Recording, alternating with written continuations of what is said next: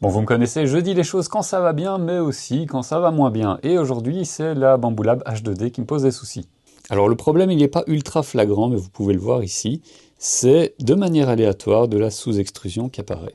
Donc par exemple, ici, sur le dessus, on voit toute cette partie-là qui est sous-extrudée, alors que le reste va bien. Et clairement, ça vient pas du filament, parce que le filament, il extrude super bien sur la H2S.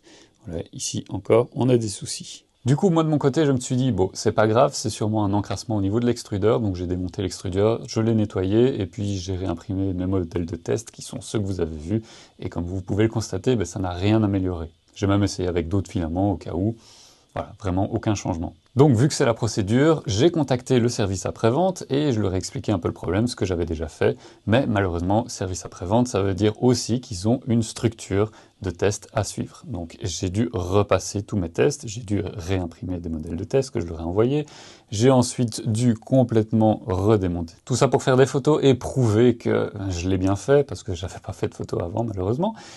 Et puis bah, maintenant, il va falloir que je réimprime un modèle de test pour être sûr que voilà, il n'y ait vraiment rien qui ait changé à ce niveau-là. Renvoyer un mail et puis attendre à nouveau une réponse du support.